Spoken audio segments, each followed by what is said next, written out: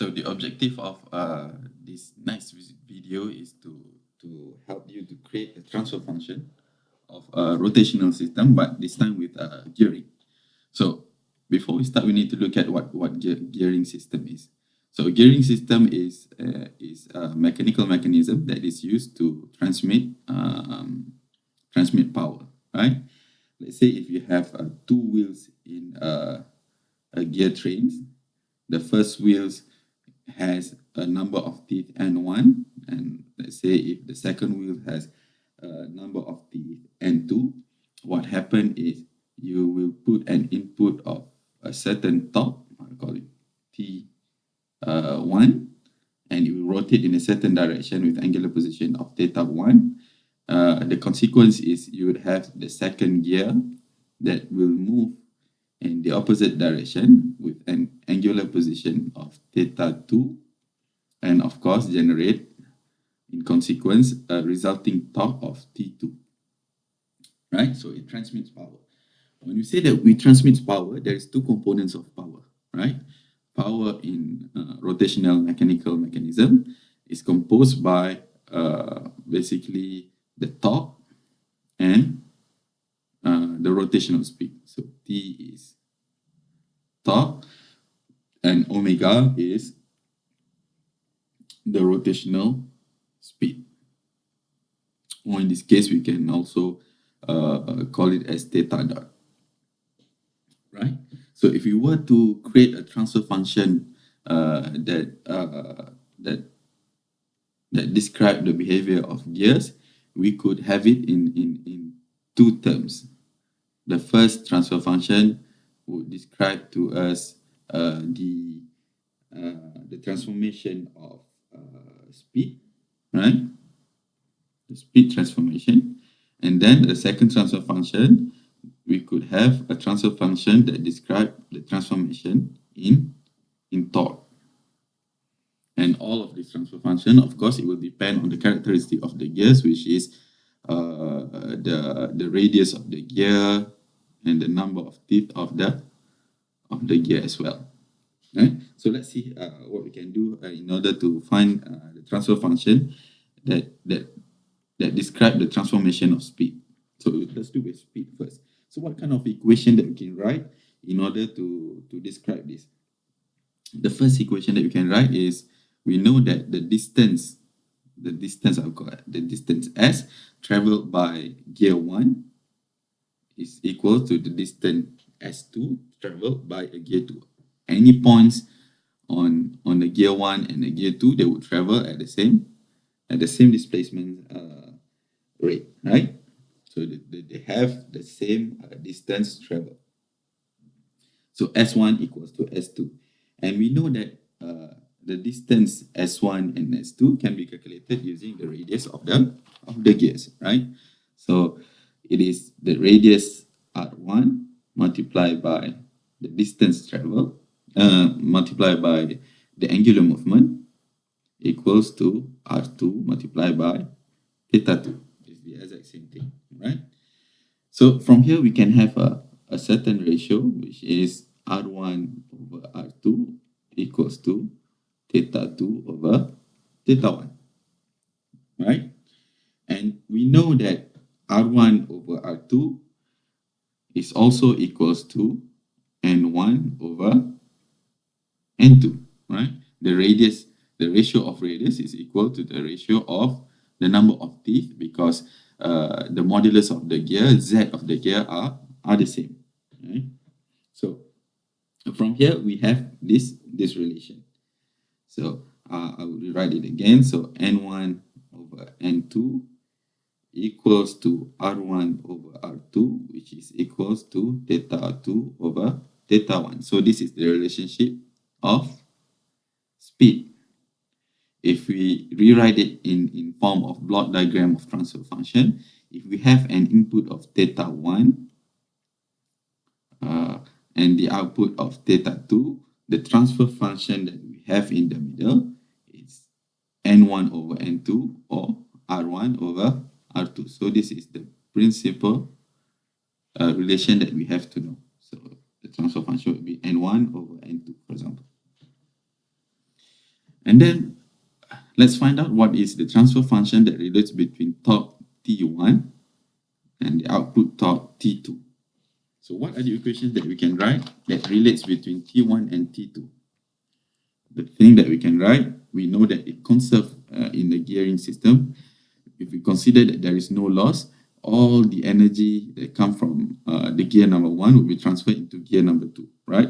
So the work produced in gear 1 equals to the work produced in gear 2. So the work, we know the equation is T1 multiplied by theta 1 equals to T2 multiplied by theta 2, right? And then, what do you have? And from previous equation, from the one that we had before, we know that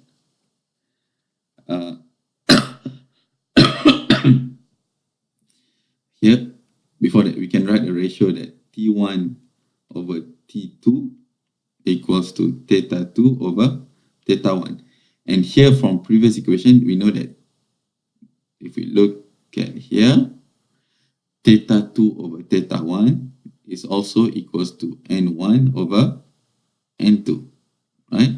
So now we have the second relation between torque T1 and T2, which is equal to N1. T1 over T2 is N1 over N2. So if you want to write a transfer function is basically the output T2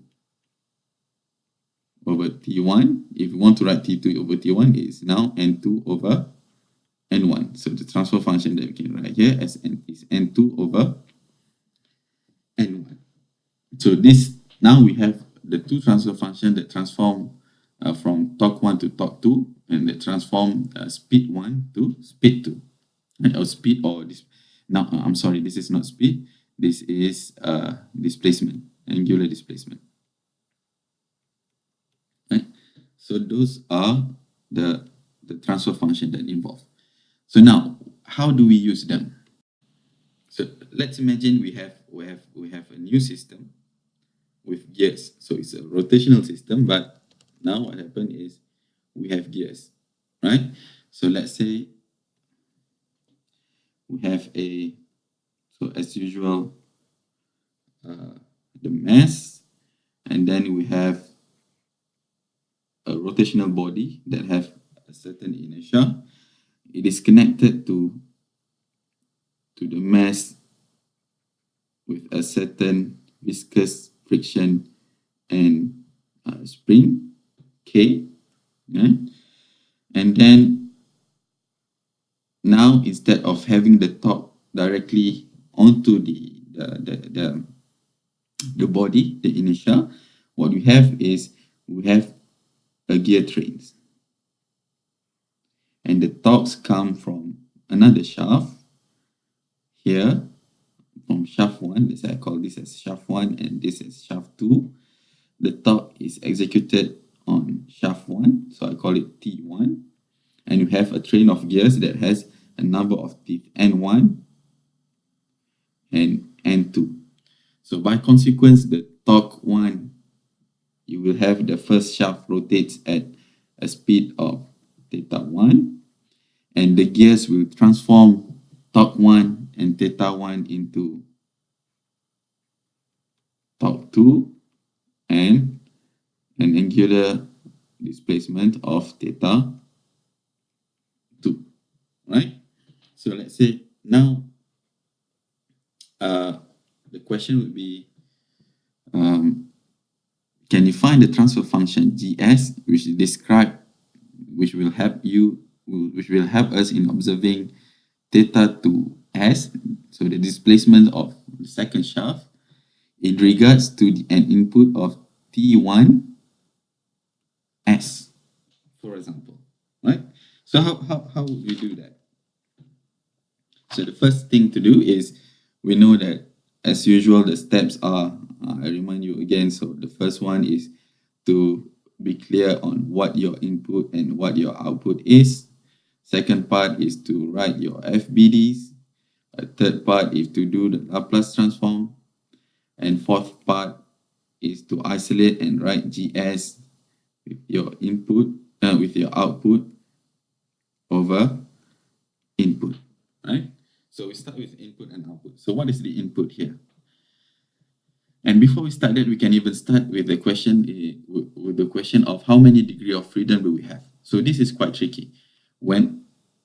Usually when we see that there is two theta, two displacement, what we tend to say is there is 2 degree of freedom, whereas that is not correct. If you say that there is 2 degree of freedom, that is not correct. Why? Because a degree of freedom is basically a degree of freedom means how many independent movement do you have. So if you say that there is 2 degree of freedom, it means that there is 2 independent movement in the system. Are there really 2 independent movement? So the question is really theta 2 independent from theta 1? Basically, theta 1 and theta 2 are not independent from each other. Why? Because they are solidly connected through the gears. And in between theta 1 and theta 2, there are no resistance or impedance elements that makes theta 1 different from theta 2. So they are equals with a certain coefficient which is the reduction gear ratio, right? So there is only 1 degree of freedom. When you have 1 degree of freedom, that means you will have 1 FBD. So the next question is, before that, input. So what is your input? Input is, I'll write over here. So the input is surely theta 1 t, but it can also be written in the form of theta 2 t, right? Because theta 1 and t1 and t2 t, because t1 and t2 t is basically related with a certain gearing ratio. And the output is, we can write the output as theta 2, right? And its variation, of course, theta 2 dot or theta 2 double dot, the acceleration. But you can also write it in form of theta 1 as well.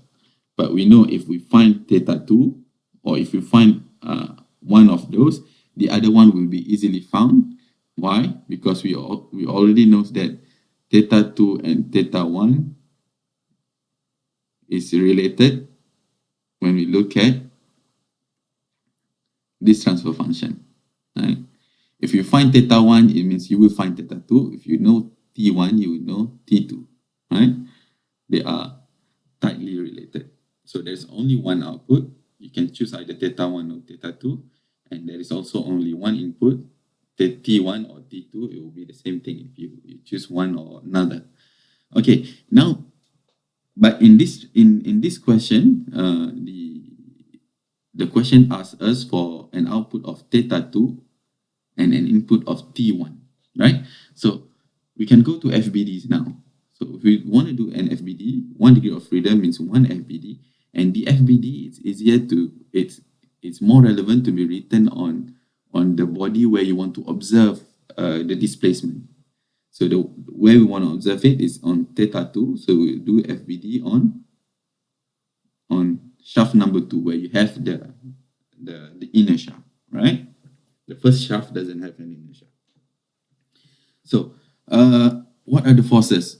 We know that it rotates, choose a direction, let's say rotate in direction theta 2. It has an input torque of T2, but T2 is equals to a certain ratio multiplied by T1, right? We don't know what T2 is. The thing that we're given is T1. So we need to find T2, an expression of T2 in function of T1. So if we look back into the equation, into the transfer function of torque, right, over here, we have T1 over T2 equals to T2 over T1 equals to N2 over N1.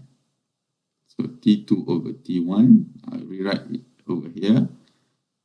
So T2 over T1 equals to N2 over N1. So if you want to find T2, T2 is basically N2 over N1 multiplied by T1. So that's the input torque. It can be written either in T2 or T1, but we prefer to write it in T1 because T2 is unknown. The thing that we know is the input T1. Okay, now you have the input force. What are the resistance or impedance force? The resistance force is, of course, the force generated by the inertia. So you have J. So you have J multiplied by theta, which theta is J theta 2 double dot. And then you have the forces created by the damper is D theta dot, theta 2 of course. And then the last one is K theta 2, right? So next thing to do is to write the equation, right? So the equation now is you have J theta 2 double dot plus D theta 2 dot plus K theta 2 equals to N2 over N1 multiplied by T1 T, right?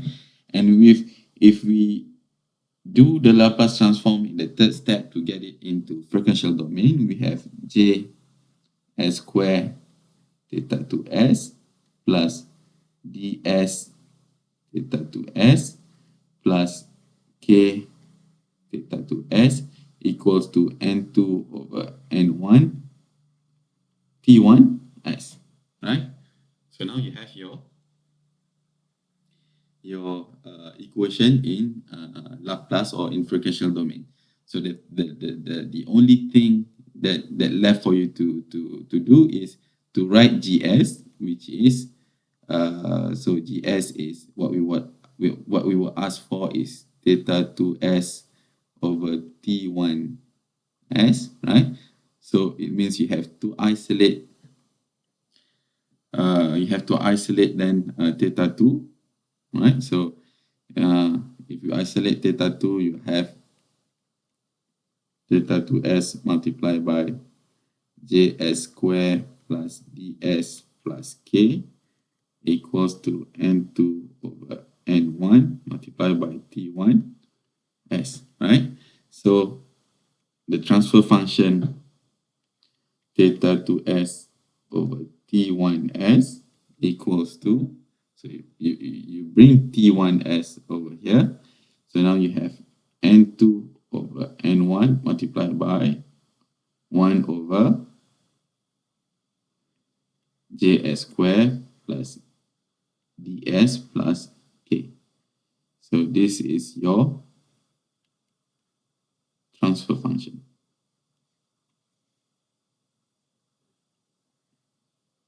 So it is really easy. It is just like a normal rotational system without gearing. But instead of having one single T, now we have a ratio that relates between a torque that comes from another shaft into a different shaft. So you have this ratio that comes into the equation. Okay, so that's for now. Later we'll see with another more complex exercises where we would have to transport the impedance into other shaft in a more complex system. See you in next video.